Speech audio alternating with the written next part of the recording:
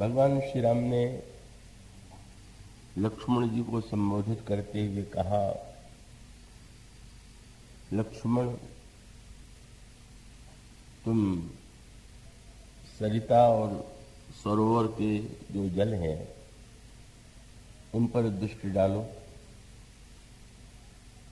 यही जल वर्षा ऋतु में भी था और वही जल आज है, और एक बहुत बड़ा अंतर था। वर्षा ऋतु में जल होते हुए भी उसमें मलिनता थी, गंदगी थी, और आज जो सरोवर हैं, जो नदियां हैं, उनका जल एकदम स्वच्छ हो गया। और तब उन्होंने तुलना की इसकी संत के हृदय से।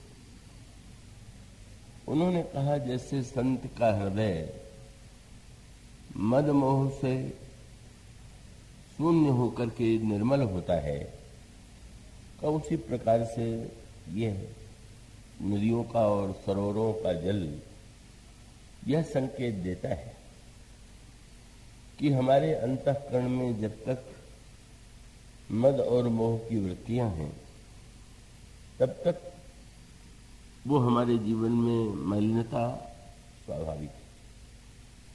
और जब इन वृत्तियों से हम अपने को मुक्त कर लेते हैं तो हमारा अंतःकरण निर्मल हो जाता है। ये यूं कह सकते हैं कि शरद वर्णन का जो, अगर ये कहा जाए कि शरद वर्णन क्या जो मुख्य शब्द है, केंद्र है, वह क्या है, तो इसका एक ही उत्तर है, और वो इसी से समझ में आता है कि भगवान राम ने शरद ऋतु को एक और नाम दिया। शरद ऋतु तो सभी कहते हैं, वर्षा के बाद जो ऋतु है वो शरद ऋतु है, पर भगवान राम जो वाक्य, जो शब्द कहते हैं शरद ऋतु के लिए, वह प्रभु के वाक्य पर आप दृष्टि डालिए। प्रभु ने कहा, वर्षा विगत। भगवान श्री राघवेंद्र श्री लक्ष्मण से कहते हैं, वर्षा गत निर्मल ऋतु आई और सुधि न तात सीता कह पाई। प्रभु ने शरद ऋतु को एक नया नाम दिया, निर्मल ऋतु। और बार बार वो ये जो भगवान उपदेश देते हैं उसमें ये निर्मल शब्द की बार बार आवृत्ति का भगवान श्री राम प्रारंभ में ही कहते हैं, जो भी पंक्ति आपके सामने पढ़ी गई, सरिता सर निर्मल जल सोहा, संत हृदय गत जस मद मोहा, गत मद मोहा। भगवान राम फिर से बाद में बीच में कहते हैं कि देख करके ऐसा लगता है, विनु घन निर्मल सोह आकाशा, हरिजन इव परिहरि समासा। और अंत में भगवान राम इस ऋतु को नाम देते हैं निर्मल ऋतु। क्या प्रभु का संकेत है, क्या संदेश है। और इस संदर्भ में प्रभु के इस एक वाक्य की पंक्तियों पर आपका ध्यान गया होगा। भगवान श्री राम ने, जब भगवान श्री राम के समक्ष यह प्रश्न आया, और उस प्रसंग में जब रावण का परित्याग कर प्रभु की शरण में विभीषण आते हैं, विभीषण के आने की सूचना बंदरों के द्वारा प्रभु को मिली, सुग्रीव को मिली, और सुग्रीव ने वह सूचना प्रभु को दी। और उस सूचना के शब्दों से ही यह लगने लगा कि सुग्रीव का मत क्या है। उन्होंने कहा, महाराज, आवा मिलन दशानन भाई, दशानन का भाई मिलने आया हुआ है। बड़ी चतुराई से उन्होंने विभीषण के विरुद्ध पहले ही जो जिस संबंध का के माध्यम से परिचय दिया वो तो यही स्पष्ट करता था। कवे वैसे साधारणतया परंपरा तो ये रही है कि व्यक्ति का परिचय पिता के नाम से दिया जाता रहा, प्राचीन काल में ही परंपरा थी। तो वे कह सकते थे कि प्रभु विश्रवा मुनि के पुत्र आपकी शरण में आए हुए, उचित शब्द तो यही होता। पर उन्होंने कहा आवा मिलन दशानन भाई, और रावण के भी अनेक नाम हैं, उसमें भी जो नाम उन्होंने चुना दशानन। मान उनका तात्पर्य था कि प्रभु अगर ये कहें कि जब वह कह रहा है कि मैं शरण में आया हुआ हूं, तो आपका विलंब क्यों लगा रहे हैं? प्रभु ने आगे कहा भी। तो उनका संकेत ये था, और आप व्यवहार में भी देखते हैं, कोई व्यक्ति अपनी बात कह के बदल जाए तो लोग उससे कहते हैं कि तुम्हारे एक मुंह है कि दो मुंह? दो मुंह है तो मानो एक मुंह से कुछ कहते हो, दूसरे मुंह से कुछ कह रहे हो। पर व्यंग्य यह है कि जब दो मुंह वाले पर भरोसा नहीं रहता तो 10 मुंह वाले पर क्या भरोसा करना चाहिए क्या? जब ये 10 मुंह वाले का भाई है तो एक मुंह से ये कह रहा है, दूसरे मुंह से कुछ और कहेगा, तीसरे से और कहा, और इसलिए संकेत यही था कि सावधानी की आवश्यकता है। और तब प्रभु ने यह एक वाक्य कहा। प्रभु ने कहा कि मित्रों, जैसा ऐसे लगा कि प्रभु ने अनसुना कर दिया हो, और प्रभु ने कहा कि कहा प्रभु सखा बूझिए कहा। मित्र, इसमें सूचना देने की बात क्या है? और तब वहां पर गोस्वामी जी ने फिर एक साहित्यिक शब्दावली का प्रयोग किया।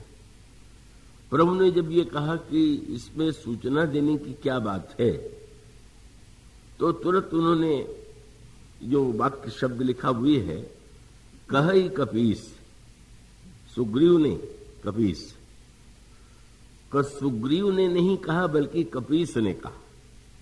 और श्री राम को उन्होंने प्रभु नहीं और किसी विशेषण का प्रयोग न करके कहा सुनहु नर नाह, आप बंदरों के राजा हैं और मैं मनुष्यों का राजा हूं। ये दो राजाओं के बीच में बात हो रही है, और आप युद्ध करने के लिए आए हुए हैं। युद्ध का प्रसंग तो राजनीति का प्रसंग है, सजग रहने का प्रसंग है। और ऐसी स्थिति में अगर कोई व्यक्ति आया हुआ है और आप ये कहते हैं कि इसमें तो कुछ पूछने की कोई बात नहीं है, तो आपके प्रीति सिद्धांत के अनुकूल हो सकता है, पर ये तो नीति सिद्धांत के अनुकूल नहीं। राजनीति की दृष्टि से तो प्रत्येक व्यक्ति को संदेह की दृष्टि से देखा जाता है, और उस पर पूरी तरह से समझ करके यह व्यक्ति कैसा है तब उस पर विश्वास किया जाता है। और विश्वास करते हुए भी ध्यान रखना पड़ता है कि अत्यधिक विश्वास रखें। और आप कह रहे हैं कि आया है तो पूछने की क्या बात है? प्रभु ने देखा आपका क्या मत है, तो उन्होंने कहा प्रभु आप विचार करके देखिए, जान न जाई निशाचर माया, मत भूलिए कि ये राक्षस बड़े मायावी होते हैं। दूसरा वाक्य, और महाराज ये जो जान न जाई निशाचर माया, काम रूप के ही कारण आया। इस समय बड़ा भक्तों का वेश बना लिया, माला वाला पहन लिया, तिलक वगैरह लगा लिया, और आ गया तो आपने ये मान लिया कि ये भक्त है। वेश तो कोई भी बदल सकता है। तो प्रभु ने मुस्कुरा के पूछा कि तुम्हें क्या लगता है? तो महाराज मैं तो स्पष्ट कहता हूं कि भेद लेन पठवा 10 सीसा, भेद हमार लेन सचावा। महादुष्ट है और हम लोगों का भेद लेने के लिए आया हुआ है। सुग्रीव की बात बड़ी तर्क संगत थी। सुग्रीव का तर्क यह था कि क्या रावण को राजनीति का इतना भी ज्ञान नहीं है कि उसका भाई विद्रोही होकर के शत्रु पक्ष में जा रहा है और उसको चले आने दे? कौन ऐसी राजनीतिज्ञ ऐसी भूल कर सकता है? अगर उसको लगे कि ये मेरा भाई विद्रोही हो रहा है, शत्रु के पक्ष में मिलने जा रहा है, तो उसको या तो मृत्युदंड देगा या कारागार में डाल देगा। मुझे तो स्पष्ट लगता है कि रावण को लगा होगा कि राम की सेना का भेद कैसे ज्ञात हो, तो अपने ही भाई को सिखा पढ़ा करके भेज दिया कि तुम ऐसा अपने को दिखाने की चेष्टा करो कि जैसे तुम विद्रोह करके आए हो। और मैंने सुना है कि वो राजकुमार लोगों पर विश्वास बड़ी जल्दी करता, तो विश्वास के रूप में जब तुम्हें वो रख ले तो सेना के सारे भेद जो है चुपचाप यहाँ पहुंचाते हैं। और तब प्रभु ने पूछा क्या व्यवहार किया जाए, तो उन्होंने यही कहा कि महाराज तो इसलिए भेद लेन हम भेद हमार लेन सठ आवा राखिए बाण मोहिय स्वभाव। इसको बंदी करना, मैं नहीं कहूंगा कि मृत्युदंड दे देना चाहिए, लेकिन इसको बंदी बना करके तो रख ही लेना चाहिए।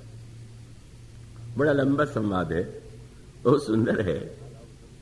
प्रभु ने तुरंत वो जो वचन रचना की कुशलता है, आप ध्यान रखिएगा। ये जो निर्मलता है, ये शरद ऋतु का नाम जो निर्मल ऋतु कहा गया, तो गोस्वामी जी ने व्याख्या की निर्मलता क्या है, निर्मलता का स्वरूप क्या है। आजकल तो बड़ी जोर शोर से चर्चा रहती है। सूरत में प्लेग फैल गया तो गंदगी मिटाओ अभियान शुरू हो गया, क्योंकि लोगों को ज्ञात तो है ही कि गंदगी से अनेक रोग फैलते हैं, तो वो लोगों ने ध्यान नहीं दिया। वहां के जो वस्त्र थे वो सुंदर थे, पर उसके निर्माण के साथ साथ वहां कितनी गंदगी एकत्र हुई, और ये माना गया कि इसीलिए सबसे पहले उसी नगर में उस रोग का आतंक फैला और सारे देश में परिव्याप्त हो गया। तो जैसे गंदगी से शरीर के रोग फैलते हैं, और उस गंदगी को उस जो कूड़ा करकट है उसको स्वच्छ करने का अभिप्राय है कि व्यक्ति स्वस्थ रहे। किंतु स्वच्छता अभियान केवल शरीर तक ही यदि रह जाए, केवल बाहर की जो गंदगी है उसी को स्वच्छ करने की चेष्टा की जाए, और मनुष्य के मन की गंदगी को मिटाने की चेष्टा न की जाए, तो अगर गंदगी से रोग फैलता है शरीर में, तो भीतर मन में अगर गंदगी होगी तो मन में रोग होगा। और हम सब लोगों के जीवन की सबसे बड़ी विडंबना ये, स्वच्छता के प्रति जो हमारी दृष्टि है वो बड़ी सीमित। कुछ लोग तो ऐसे हैं कि उनको मलिनता लगती ही नहीं, उनके लिए गंदगी इतनी स्वाभाविक है कि उस गंदेपन में उनको कुछ अटपटा नहीं लगता। और कुछ व्यक्ति ऐसे होते हैं कि जो स्वच्छता के प्रेमी होते हैं और अपने घर के कूड़ा करकट को साफ करते हैं, पर कूड़ा करकट निकाल करके पड़ोसी के दरवाजे के पास में डाल देते हैं। हमारा घर स्वच्छ रहे, तुम जाओ भाड़ में, हमारे घर की सारी मलिनता जो है वो तुम्हारे घर में रहे। और फिर कभी कभी बड़ी वस्त्र स्वच्छ हो, इस पर भी लोगों की दृष्टि जाती है। वस्त्र के द्वारा सम्मान प्राप्त होता है, पर उसके साथ भी बड़ी विचित्र विचित्र प्रकार की मनोवृत्तियां आती। एक व्यक्ति ने कहा मैं जा रहा हूं, धुला हुआ कुर्ता बहुत सुंदर सा लाओ। और तब कुर्ता लाया गया तो लाने वाले ने ये कहा, करे वो आप जो भीतर पहने हुए हैं बनियान, उसको तो बदल लीजिए, वो भी तो गंदा है। तो उनका छोड़ो भी, इसे कौन देखता है। माने गंदगी होने में उतनी बुराई नहीं है जितनी दिखाई देने में बुराई। कुर्ता स्वच्छ होना चाहिए, भीतर का जो शरीर को छू रहा है वस्त्र, उसके मलिन होने में कोई चिंता की बात नहीं। तो स्वच्छता के प्रति जो हम लोगों की दृष्टि है वो तो बड़ी विचित्र है। कई लोग जो हैं कमरे को स्वच्छ करेंगे तो जितना कूड़ा है उसको, अगर कालीन बिछा हुआ तो उसी के नीचे डाल देंगे, दरी के नीचे डाल देंगे। और सबका अभिप्राय है कि हम स्वच्छता का सही अर्थ नहीं जानते, और स्वच्छता का जो वास्तविक व्यापक अर्थ है वो हमारे जीवन में नहीं। तो निर्मलता का तात्पर्य है, मल जो है वही तो गंदगी। जब पूरी तरह से स्वच्छता हो जाए, केवल शहर में नहीं, घर में ही नहीं, केवल बाहर नहीं, भीतर भी, और वो मल तो इतना लंबा चौड़ा, गंदगी इतनी बड़ी कि गोस्वामी जी ने इस मल की व्याख्या की। भगवान राम जब इस शब्द का प्रयोग करते हैं बार बार, निर्मल निर्मल निर्मल, तो उसके पीछे गोस्वामी जी से पूछा गया, ये निर्मल का अर्थ क्या है? किस गंदगी को, किस मल को नष्ट करना है? और तब गोस्वामी जी ने कहा, कितने मलों को मैं गिनाऊं, और विनय पत्रिका में उन्होंने गिनाना प्रारंभ किया। प्रारंभ उसी शब्द से जिसकी चर्चा पिछले 2-3 दिनों में आपके सामने की गई, मोह। ये सत्य, ये शब्द जो है इतना महत्व का है। और मोह का अर्थ अज्ञान नहीं, अज्ञान का अर्थ है न जानना, और ज्ञान का अर्थ है जानना। पर मोह का अर्थ है जानते हुए भी ठीक उससे उल्टा व्यवहार करना, उल्टा आचरण करना। और सही बात तो ये है कि मनुष्य के बाहर और भीतर जितने मल हैं उसके मूल में यही मोह है। इसलिए विनय पत्रिका का पद का शब्द पहला है मोह जनित मल, लाग विविध विधि कोटिहु जतन न जाई। मोह जनित जो मल है वो इतना अधिक एकत्र हो गया है कि इतना प्रयत्न करने पर भी वो नष्ट नहीं होता। क्यों महाराज? तो उन्होंने बड़ी अनोखी बात कही कि अगर जो मल को देखें तो गोस्वामी जी ने दूसरा सूत्र लिखा। क्या? जैसे कभी कभी ऐसा होता है कि हमारे आपके बोलने में कोई एक अक्षर शब्द बार बार निकलता रहता है अनावश्यक। अब वो व्यक्ति ये जानता है कि ये शब्द सही नहीं। कई लोगों का अभ्यास होता है, बैठे हैं तो नाखून को ही मुख में डाल करके कुतर रहे। ऐसी बहुत सी चेष्टाएं हम सबके जीवन में होती है। और अगर उस व्यक्ति से कहा जाए कि आप ये क्यों कर रहे हैं, तो कहे क्या बता, मैं ऐसी आदत पड़ गई है कि वो मैं छोड़ नहीं पाता।